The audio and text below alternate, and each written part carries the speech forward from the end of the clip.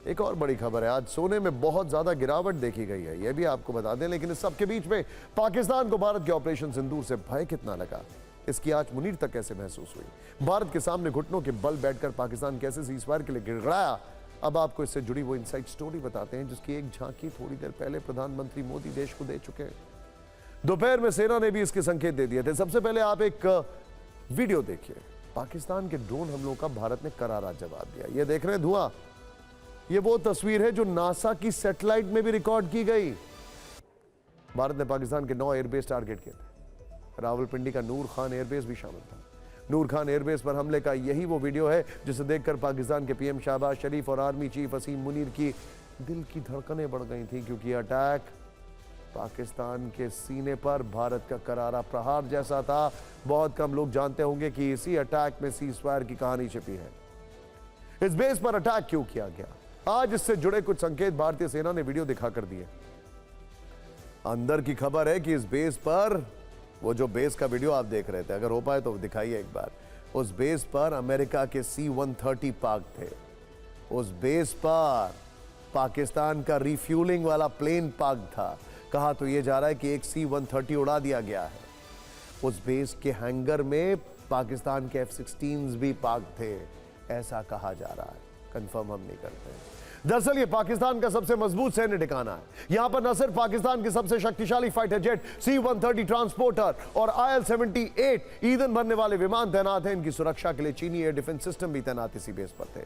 यहाँ पाकिस्तानी वायुसेना का एयर मोबिलिटी कमांड का मुख्यालय भी है और पाकिस्तान के अधिकतर VVIP यहीं से उड़ान भरते हैं। लेकिन भारत ने पाकिस्तान को कड़ा जवाब देने के लिए इसी एयरबेस को पूरी ताकत से टारगेट किया। फिर कितनी तबाही मची, ये आप इस सैटेलाइट तस्वीर में भी देख सकते हैं। यहां का पूरा सैन्य इंफ्रास्ट्रक्चर तबाह हो गया। वायुसेना के ग्राउंड सपोर्ट व्हीकल जो वहां पर उस समय खड़े थे वो भी बर्बाद हो गए। इतना ही नहीं, TV9 के पास पुख्ता जानकारी है कि जिस समय भारत के नूर खान बेस को हिट किया गया उस समय रावलपिंडी में असीम मुनीर भी मौजूद थे और हमला होते ही भारत के खौफ से वो बंकर में घुस गए जो 2 दिन पहले टैंक पर खड़े थे। पता चला कि असीम मुनीर इस दौरान पूरे 3 घंटे तक बंकर में छिपे रहे। अब मालूम है क्या होगा, DG ISPR हमारे शो की इस क्लिप को कट करके दिखाएगा, बोलेगा झूठ बोल रहे हैं।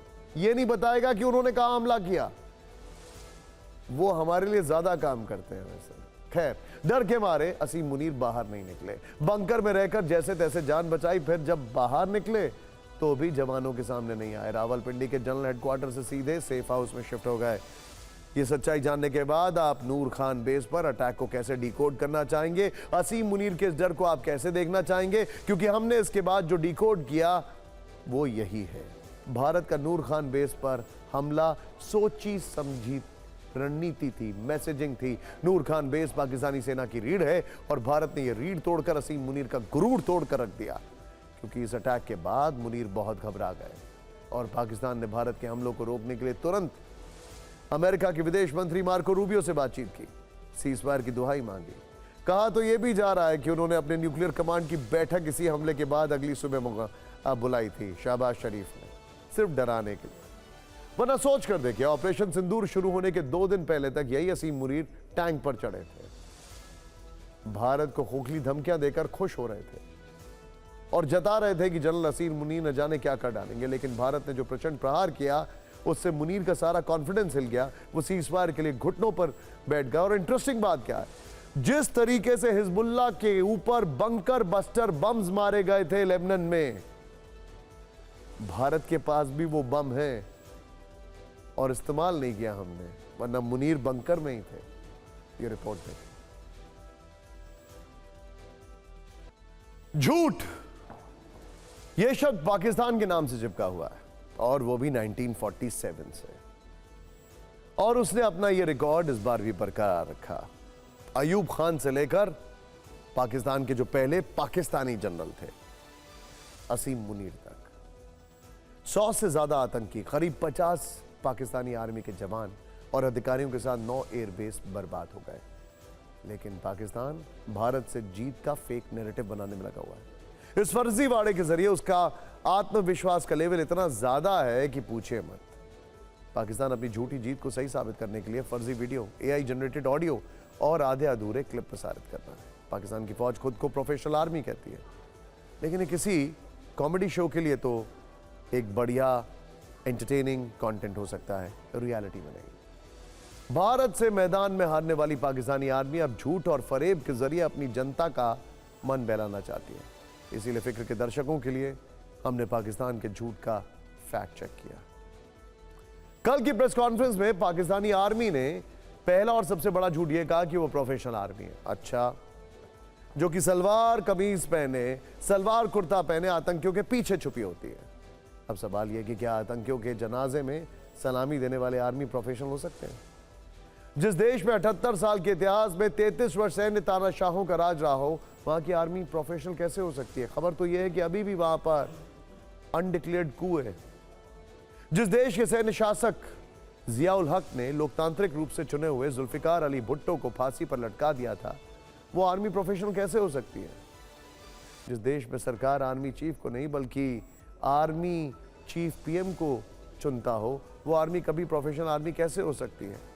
जिस देश में उनके पहले प्राइम मिनिस्टर लियाकत अली को आप जानते हैं क्या किया गया हो, वो प्रोफेशनल आर्मी कैसे हो सकती है? पाकिस्तानी आर्मी का पहला दावा पूरी तरह से गलत है। ये सिर्फ हम नहीं कह रहे, उन पश्चिमी देशों के एक्सपर्ट्स भी कह रहे हैं जिनसे कर्ज देकर पाकिस्तान आतंकियों के लिए राशन खरीदता है। एक बार पाकिस्तानी DGISPR के दावे और उस पर पश्चिमी एक्सपर्ट्स का बयान सुनिए, फिर झूठ की पूरी फाइल खोलेंगे कि उन्होंने भारत के कई फाइटर जेट्स मार गिराए और कई एयरबेस तबाह किए। पाकिस्तान के इस दावे में सच की मात्रा बिल्कुल नहीं है, क्योंकि कल और आज दोनों दिन DGMO military operation lieutenant general Rajiv Ghai ने बताया कि भारत के एयर डिफेंस को तोड़ना मुश्किल ही नहीं बल्कि नामुमकिन है, और उन्होंने इस बात के सबूत भी दिए। वैसे भी पाकिस्तान सिर्फ दावे कर रहा है और भारत सबूत दे रहा है। एक बड़ी चर्चा है कि अगर आपको थोड़ा सा भी सुकून चाहिए, रिलैक्सेशन चाहिए इस वॉर टाइम में, तो आप कॉमेडी शोज मत देखिए, स्टैंड अप कॉमेडी मत देखिए, DGISPR की प्रेस कॉन्फ्रेंस देखिए। जिस इंसान को हमारे S-400 की लोकेशन नहीं पता है, वो ये बता रहा है कि कहां पर हमने उस पर अटैक किया है, लतीफा सुना रहा है। पाकिस्तानी आर्मी चाहे तो झूठ बोलने की कोई मशीन बना ले और उसका पेटेंट करा ले, क्योंकि वो इतनी आसानी से झूठ बोलती है जितना शायद ही कोई बोल पाए। इसका एक उदाहरण यह भी है कि पाकिस्तानी आर्मी के DGISPR ने कल कहा कि हमारी सेना कमिटमेंट पूरा करती है, जबकि सच है कि पाकिस्तान की सेना के आगे बढ़कर कमिटमेंट तो करती है लेकिन थोड़ी देर में उसे तोड़ देती है। इसका उदाहरण हमने 10 मई को देखा, जब पाक सेना के DGMO ने फोन करके सीजफायर की मांग की और शाम होते होते सीजफायर तोड़ दिया।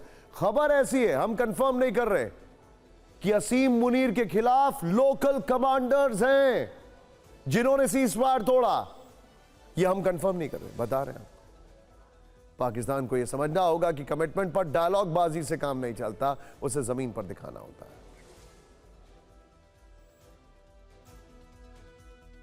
ऑपरेशन सिंदूर, पाकिस्तान का जो हाल है उसे इस शब्द से अब डर लगने लगेगा। पाकिस्तान झूठ बोलने में इतना खो जाता है कि उसे यह भी समझ में नहीं आता है कि झूठ बोलने की एक सीमा होती है, मात्रा नहीं समझ में आती है, उससे आगे झूठ नहीं बोला जा सकता है। पाकिस्तान के DGISPR ने विंग कमांडर व्योमिका सिंह का एडिटेड, फेक और फैब्रिकेटेड वीडियो शेयर किया, जिसमें दावा किया गया कि भारत के कई मिलिट्री बेस तबाह हुए, जबकि सच है कि व्योमिका सिंह के अलग अलग जगहों के बयान को काटकर एक वीडियो बनाया गया और अपने मतलब की बात निकाली गई। क्लिप काट कर बनाया गया। इस वीडियो को कोई भी साधारण व्यक्ति समझ सकता है, लेकिन पाकिस्तान सेना इसे समझना नहीं चाहती या कुछ और समझाना चाहती है। इतना ही नहीं, पाकिस्तान ने यह भी दावा किया कि उसके सारे मिलिट्री बेस पूरी तरह सुरक्षित हैं, जबकि नासा की सैटेलाइट में इनकी तस्वीरें सामने आ गई।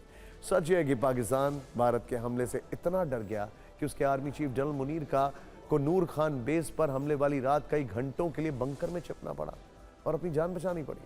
सोचिए, जिस देश के आर्मी चीफ को बंकर में छिपना पड़े, उसकी क्या बात की जाए। जबकि इसी दौरान भारत के आर्मी चीफ पीएम मोदी के साथ बैठक कर रहे थे, रक्षा मंत्री के साथ बैठक में मुस्कुरा रहे थे। अब आपको पाकिस्तान के एक सफेद झूठ की तस्वीर दिखाते हैं। ये वो झूठ है जिसे न सिर्फ वो भारत से कह रहा है, बल्कि जिस अमेरिका के सामने सीजफायर के लिए गिड़गड़ाया था, उससे भी झूठ बोल रहा है। पाकिस्तान में मारे गए आतंकियों के जनाजे में एक शख्स जनाजे की नमाज पढ़ रहा था। पाकिस्तान ने दावा किया कि नमाज पढ़ने वाला वो व्यक्ति मौलवी है। सच है कि जनाजे में आतंकी हाफिज अब्दुल रऊफ था। DGISPR ने उस शख्स का नाम और पता भी बताया, जबकि सच यह है कि US ने उसे वैश्विक आतंकी घोषित किया है। पाकिस्तान का दावा है कि अब्दुल रऊफ धार्मिक प्रचारक है। सच्चाई यह है कि वो लश्कर के लिए चंदा जमा करता है। पाकिस्तान दावा करता है कि राउफ धार्मिक संगठन चलाता है। सच्चाई है कि आतंकी गतिविधि छिपाने के लिए धर्म का सहारा लेता है। और सबसे बड़ी सच्चाई यह है कि मसूद अजहर का खत आया लेकिन उसमें सिग्नेचर नहीं था। सवाल खड़ा होता है कि मसूद अजहर जिंदा है या मर गया। कुल मिलाकर 3 दिनों के भारत पाकिस्तान संघर्ष में पाकिस्तान ने जितने गोले नहीं दागे, जितने ड्रोन नहीं भेजे और जितने फाइटर जेट नहीं उड़ाए, उससे ज्यादा तो उसने झूठ वाली मिसाइलें चला दी हैं, जिसे भारत ने सबूतों और तथ्यों के साथ अपने सच के एयर डिफेंस से उड़ा दिया है। क्योंकि पाकिस्तान हमारा पड़ोसी है, इसलिए उसे समझना होगा कि भारत के खिलाफ ना उसका झूठ चलने वाला है और ना ही चाइना मेड मिसाइल। समझदारी इसी में है कि आतंक का रास्ता छोड़ दे। भारत अलर्ट है। ऑपरेशन सिंदूर के जरिए सिर्फ 3 घंटे में जिस तरह पाकिस्तान के एयरबेस ध्वस्त हुए, जिस तरह वहां से शोले उठने लगे, उसे देखकर इस्लामाबाद में दुख और दर्द के दौरे पड़ रहे हैं। लेकिन जानते हैं ये सब कैसे संभव हुआ? ये सब संभव हुआ भारत के मेड इन इंडिया हथियारों से। पाकिस्तान तो चीनी हथियारों के दम पर लड़ रहा था। आईएसपीआर की रिपोर्ट है और आपको ये बताना चाहूंगा, सीप्री की रिपोर्ट है, आई एम सॉरी, कि पाकिस्तान में जितने भी हथियार यूज होते हैं उसमें 81% चाइना के। खैर, हमने स्वदेशी हथियारों से उसे दर्द दिया है और वो एक के बाद एक हर मोर्चे पर हथियार डालने लगा। अंत में सीजफायर के लिए गिड़गिड़ाने लगा। यह हाल तब है जब हमने सिर्फ कुछ हथियारों का ट्रेलर दिखाया। भारत के पास स्वदेशी हथियारों की कोई कमी नहीं है। भारतीय हथियारों के स्वदेशी परिवार ने पाकिस्तान को अपार दर्द दिया है। अभी तो अग्नि पृथ्वी निकले नहीं है। खासतौर पर 3 हथियारों की बात करते हैं। पहला है ब्रह्मोस। ब्रह्मोस, ब्रह्मोस का मतलब है ब्रह्मा और मॉस्को का अलायंस। मतलब ब्रह्मा और मॉस्को के वर्ड का इस्तेमाल किया जाता है इस मिसाइल के लिए। दूसरा आकाश एयर डिफेंस सिस्टम। तीसरा स्काई स्ट्राइकर ड्रोन है।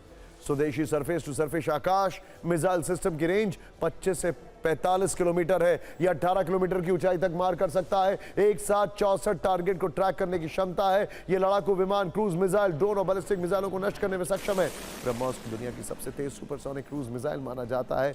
यह ध्वनि की गति से लगभग 3 गुना ज्यादा तेज मार करती है। इसकी मारक क्षमता 290 किलोमीटर से बढ़कर 1500 किलोमीटर हो गई है। इसे जमीन, हवा और पनडुब्बी यानी समंदर तीनों जगह से लॉन्च किया जा सकता है। ब्रह्मोस न केवल रेडार को चकमा देती है बल्कि टारगेट पर सटीक निशाना लगाने में माहिर है।